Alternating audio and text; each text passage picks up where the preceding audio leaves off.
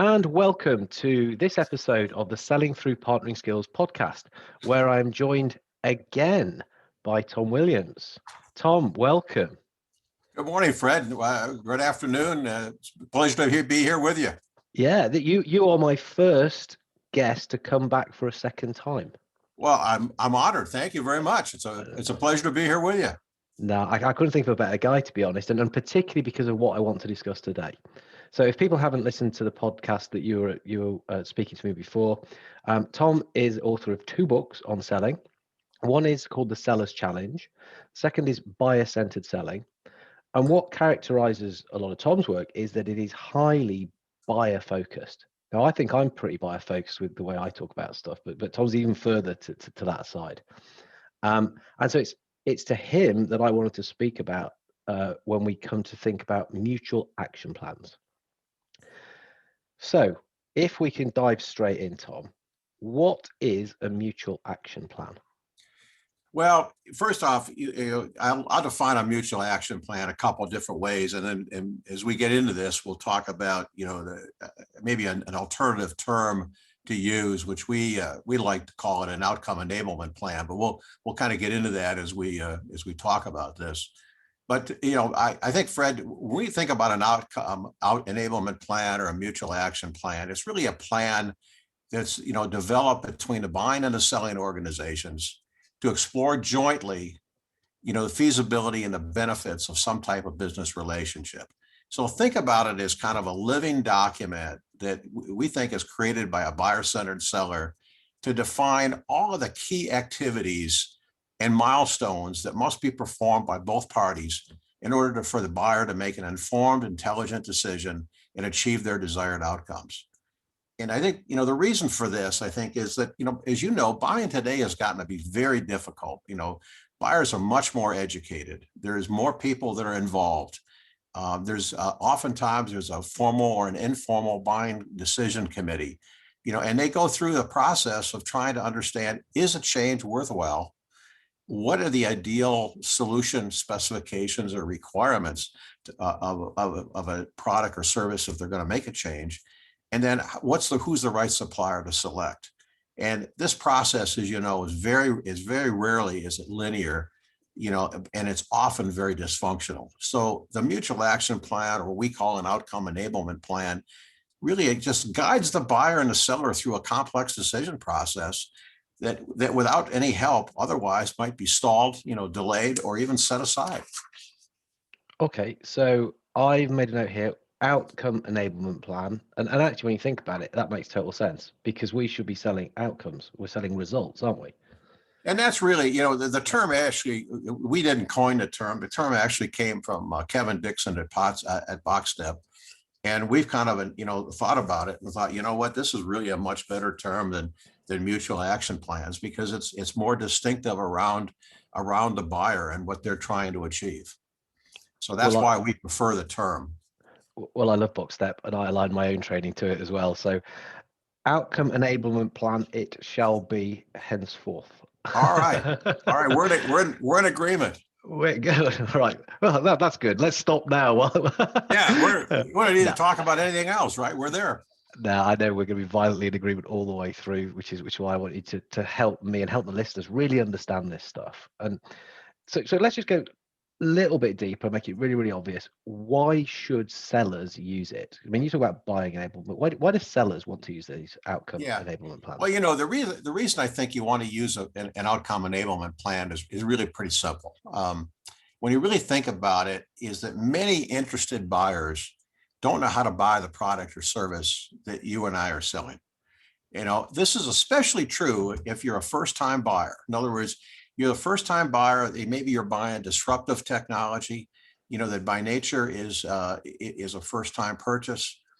Maybe it's replacement technology that you buy a replacement product every 8 to 10 years, and so it's the first time that you've actually had to make this purchase. Maybe you're new to the organization. You could be undergoing in an organization that's undergoing a reorganization, a merger, an acquisition, or you might be somebody who's newly promoted. So in other words, you're a first-time buyer, and by virtue of that, you're kind of inexperienced on how to buy this particular product or service. And I think, to add on to that is that, Fred, is that oftentimes, the new buyer is unaware of who from their organization should be involved. What's the decision criteria? What's the decision process? What tasks need to be, included in the implementation plan? And then how do I foster collaboration and build consensus, to get a solution? So these are all things that people struggle with internally as a buyer. And so I think one of the things from a selling point of view is let's help the buyer buy by reducing all of this friction that we know is going on. Help the buyer buy. Okay. Just before we do carry on, is it ever known as other things? I mean, we said mutual action plan, outcome enablement plans. What we're talking it. Do people ever call them anything else? Just for Yeah, there's, if you look in the literature and you do kind of a search, you'll see some people call mutual. The most common vernacular is mutual action plans, but you'll see it defined as a mutual success plan. We actually, in buyer-centered selling, call it the collaboration plan, because at the time, we wrote the book, and it takes a year to get the book out, and the book's been out now about a year and a half. We call it a collaboration plan because we thought it was, it fit nicely with buyer-centered selling, where you're really co-creating a solution, collaborating with your buyer and then helping them reach consensus. But it's also called a mutual execution plan, a joint action plan. Some people have called it a customer journey plan. I've seen a go live plan. I've seen it called a project plan, a deal plan, and I've even seen it called a close plan. So it's, I think regardless of what the term is that you're using, we think, the plan should be buyer centered, right? So in its outcomes, its language, and its approach. Because again, we want to help the buyer buy. That's the whole intent of this document. Yeah, I'm pretty cool with all of those, apart from one. There's one that just grates me a little bit. I bet you can guess which it is. Yeah, it's probably the close plan. Yeah, it is.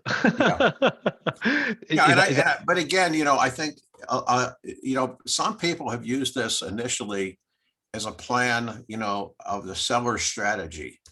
And I think what we're really talking about is a joint plan, where the buyer and the seller, work together in collaboration, to develop those milestones and activities that need to be done in order to make an informed, intelligent decision. Yeah, and to be honest, if you called it a close plan to make it feel more attractive to salespeople, so they actually used it, I'd call it that, because we want people doing it, don't we? Right. There's benefits to the buyer. Yeah, so buyer benefits. How would you summarize those, just to sort of give us the bullet points, if you like? Well, yeah, I think there's several, and I think a couple of benefits that jump out to me immediately is that it improves the buying experience, right? It gives them a roadmap. It makes it easy for them to look at all the different tasks and milestones and things that need to be done, and so it provides them with transparency and it gives them guidance. And I think that's the one. I think the second thing is, if you think about leading a project, where you've got a lot of disparate people from different departments, et cetera, and that are probably weighing in on this particular decision, it promotes alignment between the various people. It gives them joint ownership, right? I'm bringing you in to help you give me some feedback here. I want your opinion. I want your insight, and it gives accountability. I think it also, for the decision team members, it gives them accountability. They can look at and see, what activities that they're assigned. They can see the due dates and when they're supposed to get them done. I think the other thing is that it keeps the focus on the outcome, right? Is that, the buyer looks at this document and says, hey, these are the steps we got to go through to get this outcome that we've agreed is important to our organization. And I think the last thing it does, it reduces the risk that's often associated with buying, a new product or service. Wow. I mean, from the buyer's point of view, and we want them to have a great experience, makes a load of sense. And you can immediately see, well, there are benefits for the salesperson as well, because they want to keep the focus on the outcome. Salespeople should be trying to reduce risk. What other benefits, what other things would you just highlight if a salesperson isn't already sold on this, as to why they should be thinking about it? Well, I think if you look at it, the benefits from a seller point of view, the first thing it does is that it positions you as somebody that sells differently. And I'm always very big on that, is that, one of my favorite questions to ask a sales rep, after a sales call is, after as you examine a call that you just made, think about it from the buyer's point of view. And would they call you memorable or forgettable? And memorable is typically because you've created some value and you've sold differently. You've done something differently that resonates in a positive, professional way with them, that they want to have another conversation with you. I think the second thing is that, one of the common problems, in sales is deals that go to status quo because people ghost you. And I think this eliminates ghosting, because when buyers co-create a plan, and they tend to stick to it, and so they look at those due dates and things, and they've gotten their team assembled, and they've gotten every consensus that they want to make a change. Now you've got people rallied around a common goal, and you don't see the ghosting. I think, when you work from the outcome, when you think about developing this plan from the outcome that the customer wants to see delivered, and you work that schedule backwards, now all of a sudden you've got a close date that's in your CRM system that's actually meaningful, right? It's the customer's close date. It's not your close date. It's not a guess date. It's not a hope date. It's the actual date that the customer has decided that this is when we want to see, the outcome. And so you've got that. And so that improves your forecast accuracy. And I think the last thing is that, if you have a sales process in place, it forces the sales rep to follow that process in order to interface with the customer.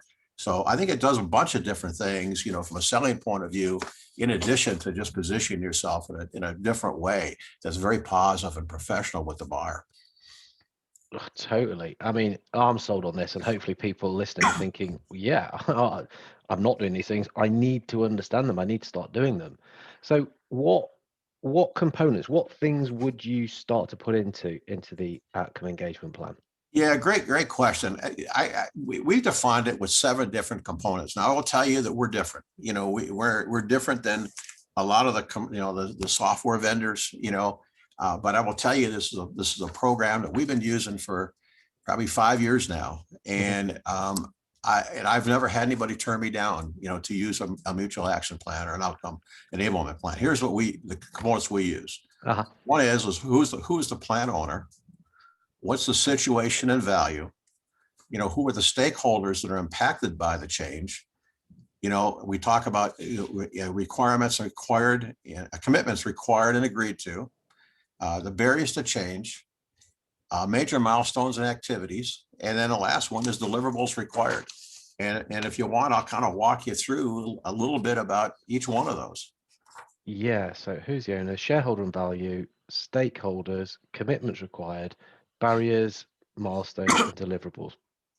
Okie dokie. Yeah, please talk us through what they actually mean, how we Okay, use so them. let's talk about first the plan owner. The plan owner is really the name and the title of the buyer, and the buyer that's involved with you, and the company representative. Usually this is the individual that owns whatever problem, opportunity, or threat that the company is trying to work toward. The situation and value is really an interesting one, and it's very Sorry, let me straight. just roll back on that one. There's an important thing here. So the plan owner is the individual that owns the problem. So this is the customer, correct? Yes, It's not the salesperson who's correct. creating the plan and using it. It's your plan that I'm writing for you. I'm preparing for you. I'm helping you with, correct? Yeah, typically Yeah. it's the person that's got the biggest pain and the conversely the biggest potential gain. Yeah. They own that particular problem. That's typically who we're doing the mutual action plan with. Okay. Okay, good. Sorry. Right, carry on. Okay. Now the situation and value, it really has several components to it. It's like, what's the current state? What is the current problem, opportunity, or threat that the customer is going through? Why is this happening? We call it a root cause. Why is this occurring in the first place? Let's get an understanding of how we got to where we are. And also, has the customer tried any other alternatives that we should be aware of? what's the desired future state? That's the outcome, right? That's the desired outcome that they're looking for. And that's really the value that they're going they want to receive. What's the impact if they don't make a decision, right? In other words, what happens, from a business point of view, we call it, business implications. And then we also look at what are the experiential implications, what are the personal aspirations, frustrations, et cetera, that'll occur, if we don't, if we do make the change and if we don't make the change. And then we've already talked about, who's the owner and then the problem. And then what's the priority and urgency? And this one's important, Fred, because, there's different types of problems, and some of these problems are at an individual level. Some of them are at a department level. Some of them are at an SBU level, and some are at a company level. We want, you think about, large expenditures, they get prioritized, and companies spend money on things that are very important to them, is solving a critical problem. So we want to know, is this a tactical problem where somebody can just make the decision, or is this really a very important organizational problem and it's got priority? So it's going to get done. Cool. Okay. So we've got the plan owner, we've got the situation value. We try to understand the urgency, and the urgency is what the urgency is. It's none of this kind of, how do you create urgency? Well, no, it is either there or not, isn't it? But you can understand. Yeah, and I think you have to ask that. One of the questions I ask all the time is, is this an organizational priority? And on a 1 to 10 scale, with 10 being the highest, how would you rate it? And if it's not an 8, 9, or 10, preferably a 9 or 10, it's probably not going to get funded, and it's probably not going to get a lot of attention. And I'd rather know that early in the sale process, than later. Okay. Okay. The next thing we do is we look at, the stakeholders that are impacted by the change, and, again, you think about one of the most common problems, and why sales are lost. It's the failure to identify all of the key stakeholders that are involved. And so we help them, do a couple things here. One is identify all those key people, and then talk about, how are they going to make a decision amongst all these disparate individuals are involved. And, as we know from today, is that many of these groups, whether they're a formal decision committee or an informal committee, are having to reach some type of consensus. And all the consensus is a collective yes. It doesn't mean everybody agrees, but they come with a collective yes. And so we want to make sure that we help them through that. And if they don't know who all the people are that typically are involved in that, then we'll even suggest an ideal buying committee. So I might say something to you like, Fred, from our experience, selling products or service, in your type of industry, here are the typical people that are involved, in the sale, in the purchase decision. Do these titles resonate with you? Are any of these people, can you rule them in, or would you rule them out? And so it serves kind of as a prompt, if you will, to help you, determine. And oftentimes people say, yeah, I'm glad you brought that up. I had never thought about, this individual or that individual. I don't know specifically who will be, but from a departmental point of view, yeah, somebody from that department will be involved. Yeah. And it makes sense to be proactive, doesn't it? It's say this person will probably be involved. That's what we know. My job is to sell this stuff. I do it. I see it regularly, rather than, they haven't mentioned this person. Let's hope they don't realize that they're going to be part of the decision. Yeah. They And what are happened? going to be part of the decision. Let's not hide it. Add value by bringing them in earlier. You and I know they're going to be involved. And what happens when you're not involved, indirectly, you immediately become an anti-sponsor, right? Yeah. You're the one that says, hey, you didn't get me involved early on. Now you want me involved. You didn't realize how important I am. And so there's that negativity that comes in. And when you're trying to collaborate and build consensus, and co-create a solution, it's just easier to identify those people up front. And it's up to the salesperson to kind of prompt and say, is there anybody else? Is there any, and when you get those titles, you can ask the question, is there anybody above that individual that should be involved? Is there anybody that below that individual that should be involved? It just prompts that discussion and gets you to make sure that you've got all the people involved. Because once you identify them, then it's a matter of creating access, to each of them. Okay. So we're mapping stakeholders, we're trying to understand them, we're trying to understand about them. What else do we need to do? Well, one of the things that we've built in is commitments required and agreed to. And this is probably the most controversial part of when I talk to other sales, trainers, this is probably the most controversial part, but it's one that we believe firmly is important. And what this is that, any change initiative within a buyer's organization requires resources. And it also requires access and some type of communication. I think we all can agree to that. Mm-hmm. So when you're working, so one of the things that I do is when I work with a buyer and a seller, a potential seller, is to talk to them about, look, this is going to be, we're going to try to make this as frictionless experience for you as absolutely possible. We want to make the buying process simple. In order to do that, we need you to agree to a couple things here. One is, we'll walk through a series of these things. I won't walk through all of them, but I'll give you just a flavor for a few of them. One is, I'll say to them, time. Time is a commitment that we both need to make, right? We need to agree to invest the time to work together to help you achieve the desired outcome. Can we agree? I think we've already agreed that a change is required in an organizational priority. Access. I'm going to need access to, different people in the buying decision committee. And I'm going to need you to facilitate some of those introductions or to provide access to me.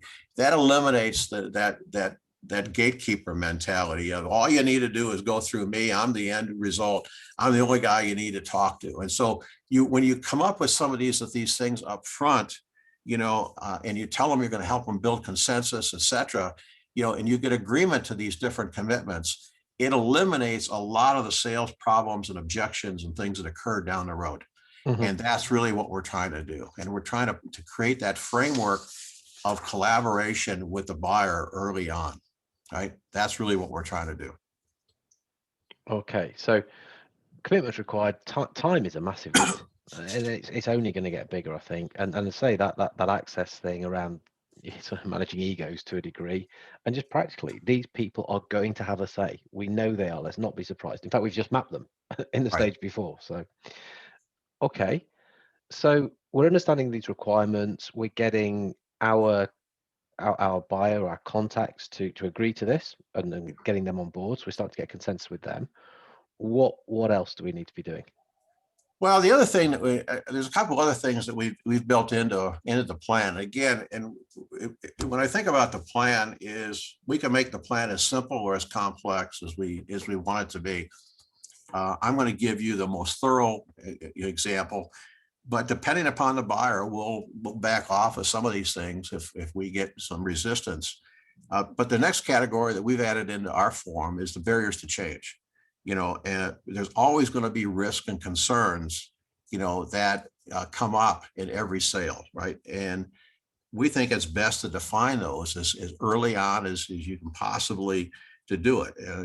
As we think a common mistake is the salespeople make all the time is to think that there are no barriers to change, and we'll just let them surface if they do occur. But if they don't, we'll just kind of, pretend that they don't exist, and we'll just ignore them.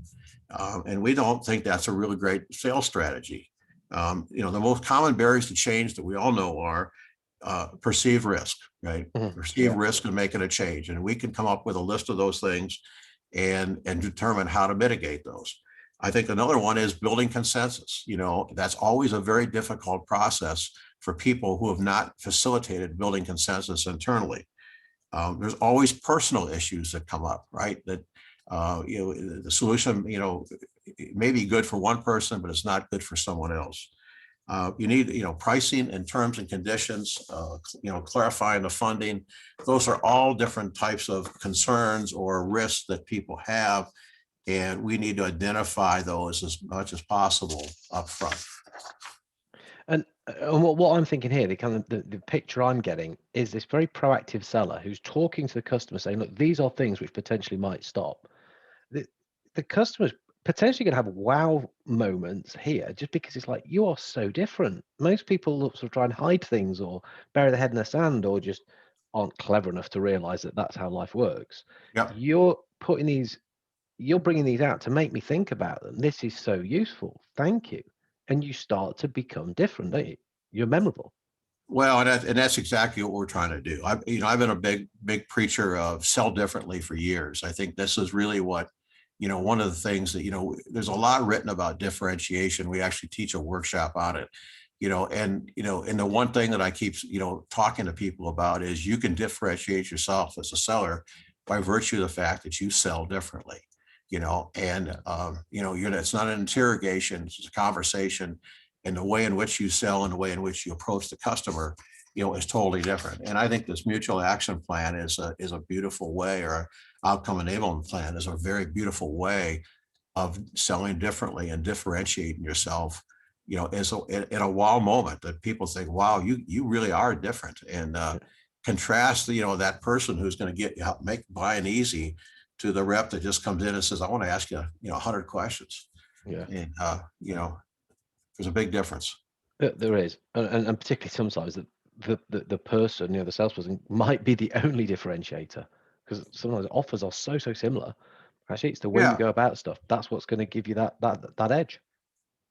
Yeah. Yeah. And I'll tell you, Fred, kind of a next step is we look at what are the major milestones, and, what are the key activities. And there's typically, 6 to 8, 6 to 9 major milestones that are occurred, and 2 to 4 activities that end up, being put under each milestone. And we have a start date, we have a due date, we have days left, to complete the activity. So they can see that, the clock is kind of winding down on this particular activity. We need to get it done. We can look at completed dates. We can look at, the activity owner, a section for notes, and then the last one is, the activities behind schedule. So that kind of jumps out at you, like a red flag. Is, hey, we got to do something about this. We're behind in this particular activity. If it's meaningful enough, we need to resolve that. So I think that's another aspect of it. And then the last, action is really thinking about the deliverables that are required, both from the buyer's point of view and the seller's point of view. Oftentimes, as buyers will ask for things like white papers, comparison studies. They might ask for references or testimonials, documents that provide sustainability, those types of things.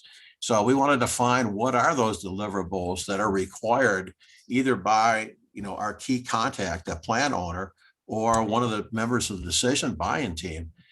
So we make sure that we've got those available.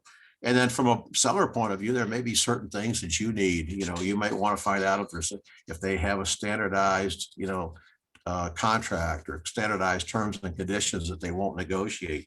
Those types of things. You want to find that stuff up as early as possible. And so that's another part or component that we build into the plan. So we get people thinking about that.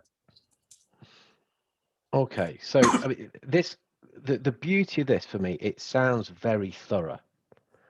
And again, I'm thinking, whenever I speak to you, Tom, I always think be buyer-centric. I'm kind of thinking as a buyer that hopefully I'm feeling pretty comfortable. I don't know if that's the right word, in that this person knows what they're doing.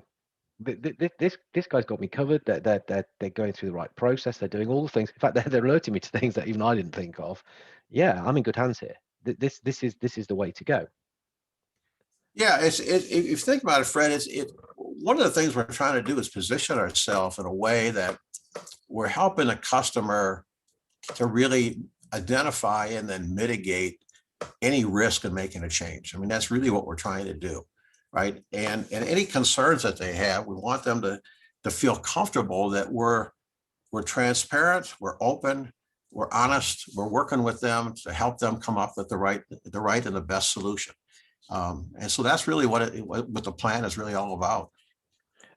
And is that how you would position it as the salesperson, or would there be a different way that you'd present that and help the buyer? Well, when we position it, we kind of look at it, in a couple of different ways. Like, are you a first-time buyer, or are you an experienced buyer? If you're a first-time buyer, I might say something like, Fred, have you ever bought, this type of product or service before?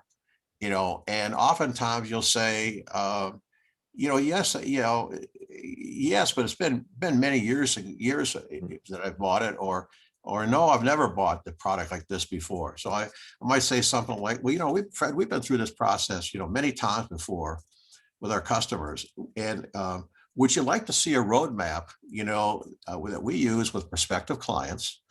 It outlines all of the milestones and activities for a typical buying process. It defines, for example, who would be involved, who should be involved, how to get internal buy-in for change, a typical buying decision process, implementation plan, and then how you're going to actually get, achievement of your desired outcomes. I can share this plan with you if you like, Fred, and we can tailor it to meet your specific requirements. And by the way, this plan will be beneficial to you regardless of whether you do business with us or not. It's hard for a buyer to turn something like that down. And Fred, I will tell you, in 5 years of using this on very high complex deals, I've never had anybody turn it down. And the beauty of the plan is that it works within, any sales methodology that you're using. So you don't have to throw something out that you're using. This just becomes an additional component that you add into your weaponry to try to, to win a deal. And if you're an experienced buyer, the plan works equally as well. It just means that we might start deeper in the process, at step 3 or 4 or 5, because the first steps have already been handled. Yeah, I can't see why somebody wouldn't want to do that. Even the kind of the most guarded, secretive person, it's, well, yeah, you can do that, and I'm going to take it and squirrel it away. You're still going to do it, and as you develop that and share that, they'll see the value, won't they? So yeah, I think you've got this project, you want to make a change, and you got all these balls you're trying to juggle. And so how do I get clarity around that? And I think if you can walk in and be that seller to take chaos, what is a chaotic event and process, and add structure to it, add transparency to it, add accountability to it, you've differentiated yourself as a different type of seller. And I think that's what people are looking for. And again, as you think about this, it becomes frictionless because I know what the next step's going to be. I'm not guessing. I'm not getting surprises. So it really makes it a very collaborative process. So, I'm just wondering how many times you said different, or we have said different type of seller and differentiate and set yourself apart. Why does it make you so different? No, different question. Why don't people use this then as often as they probably should, if it's such a good thing? Because I mean, you hear this. I think in the software as a service industry, I think people use it more often than not. I think one of the reasons is that they sell a different type of product or service. I think it's basically done through inside sales. So people are used to being behind a PC where they can fill things like this out. It's less, I think it's been, and I think it's just been one of exposure because the plans actually have been available for several years. Mm-hmm. I think it's becoming just more widely known. We kind of stumbled upon it by accident several years ago. And when I saw it, I thought, boy, this just solves an awful lot of problems. Because to me, one of the biggest problems was ghosting, and the biggest problem was identifying all the stakeholders. And when I hear that with clients as an issue, and we introduce this type of document, I get wow moments. I mean, they can say, wow, this is exactly what we need. This is going to solve this problem. And the beauty of it is because you're engaging with the buyer with it, it becomes a co-developed plan. In other words, it's a joint plan that's developed together, and people tend to follow that, and they tend to embrace it. It makes them look good, doesn't it? I remember someone asking me last week about what was the very first piece of sales advice I got, and it's from a guy who just told me, Fred, job as a salesperson, make the buyer look good.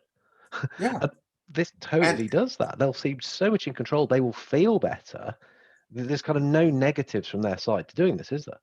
Well, and if you build it into a software package, what you can do then is offer, show that to the client. The client has access to it. Everybody in the buying decision team has access to it. So everybody knows everything is transparent. Everything is available to them. You can, if you use a software product, you can even build in, things like data and insights and things. So you can provide additional pieces of information, if they want additional information, if they want additional insight. So there's just a lot of positive aspects to using the plan. So when you say software, I mean, yeah, I'm kind of picturing you could have a massive, well, not necessarily clunky, but just a big old spreadsheet with loads and loads of information on. But I suspect, well, I know there are more elegant ways to do this. What are the best pieces of software you see? Well, there's several that we've seen. There is one.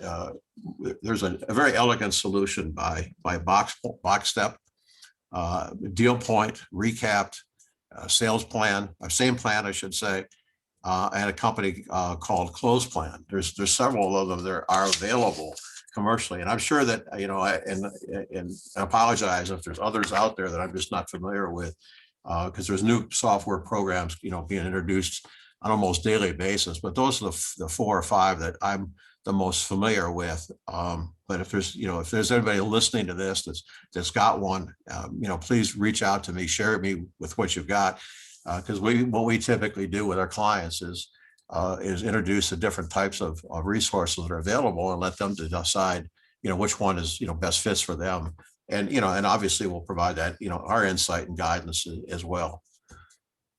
Okay, so cool. Yeah, no, absolutely. I'll be interested too. Definitely be interested too. So yeah, reach out to both of us. Just before I ask you then how people can get hold of you and sort of tap into this knowledge you've got about this, any other hints or tips? I hate hints and tips, but you know what I mean. Any other things which people just would want to be aware of if they're going to adopt this as an approach and to be really successful?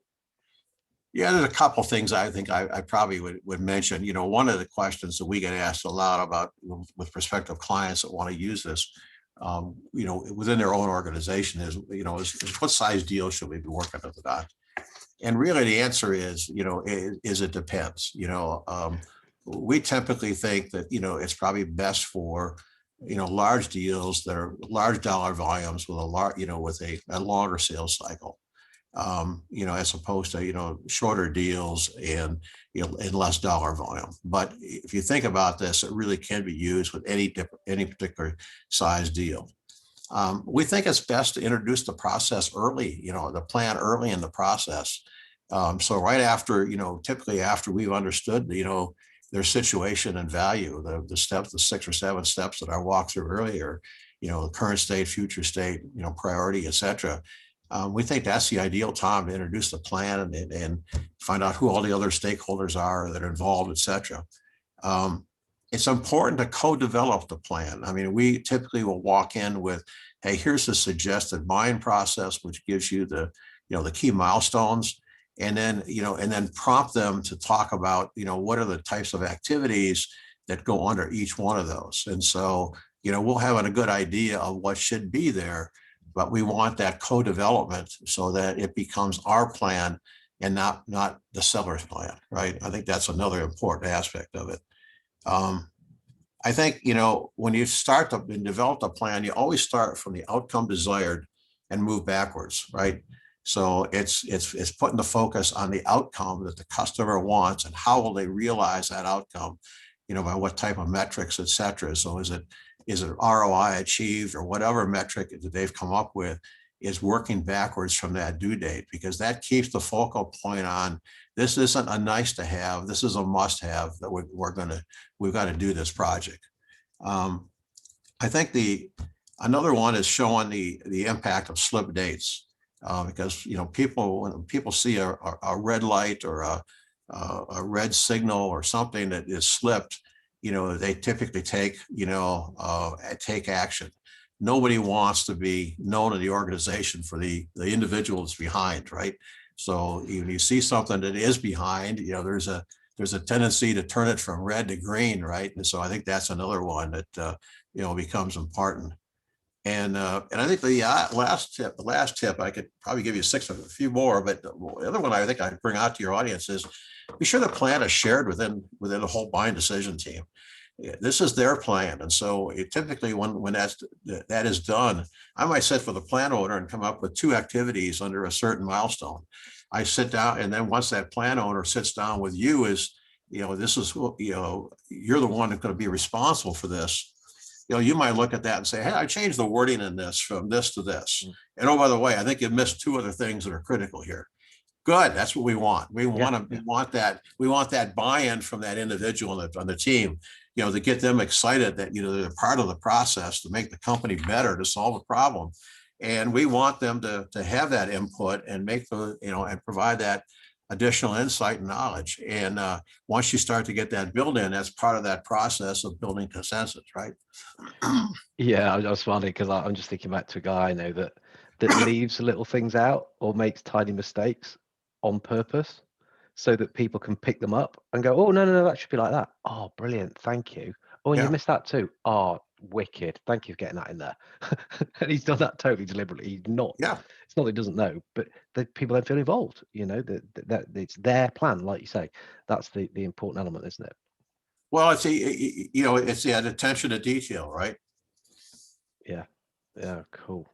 This is such an insightful. I mean, thank you for walking us through this so clearly. And if people haven't come across this before, hopefully they're now thinking, "Wow, I'm missing a trick here if I'm not using this stuff." Because I actually think you can use it at even reasonably, smaller deals. Because the concept is working backwards, working out who's got to do what to get there. Yeah. Yeah, maybe it's not the full-on outcome enablement plan, mutual action plan, but it just gives that roadmap, gives that guide. It's a clever way to operate for me. Well, and I think the format and the process that we've outlined here today, allows the seller to, I keep preaching, to sell differently. And you can take all the components of the plan of what we have developed in our plan, and you can remove some. So if you say to yourself, I don't believe in this, or I don't think we need that, you can take it out. But if you took out, a bunch of stuff that we did, and all you did is understand the situation and value, and all you had was the milestones and activities, you've got a pretty good plan to start with. We just think the additional elements that we've built in based on years of experience, make it a little bit more beneficial for the client and increase our chances of winning the deal. And so I'm always trying to weigh those two things together, that I want to be buyer centric, but I also want to make sure that, that we're winning deals that are winnable. Increased benefits to the client, improved chances of winning. I mean, you pretty much said it on those two lines, haven't you? Cool. How do people get in touch with you then, Tom? How can they talk to you more about this? Best way to reach out to me is through LinkedIn, and connect with me. Follow me on LinkedIn. I love to connect with new people, so that's always a good way. They could reach out to me through email at twilliams@strategicdynamicsfirm.com, or they can reach out to me by cell at 951-515-8159, and so that's the best way to reach me. And typically, if I see a number that I'm not familiar with, it might go to voicemail. I just leave a message, and I always return those calls. I want to speak to you about Outcome Enablement Plan. There you go. You'll be returning that within minutes. Well, I think you can tell I'm passionate about this, because I think it helps sellers. Particularly in this virtual selling world, position themselves different, right? I think that it really helps, give the sellers an additional weapon that they can use in a positive, professional way to help their buyers buy, in a more frictionless, manner. And so I'm pretty passionate about this. And the second reason is because it works. We've seen it work in our own company, and so we've got 5 years of history that this stuff does work. And if you use it, you're going to get good results. It is on the same. That's why I wanted you to come and talk specifically about this stuff, because I know you've made it a success for yourself, and that you can explain, or have explained to us very simply, how we can use this stuff. So thank you so much again for your time. Thank you for having me. I always enjoy our conversations. It's you're a great interviewer, and a lot of fun, and so it's always good to get together with you. Oh, well, that's brilliant. You could definitely come back again if you're going to compliment me like that. Well, it's just a shame we're so far apart. We got that large pond that separates the two of us. Well, I'll be over at some stage. Don't you worry. There you go. All right. Thanks very much, Tom. Thank you very much.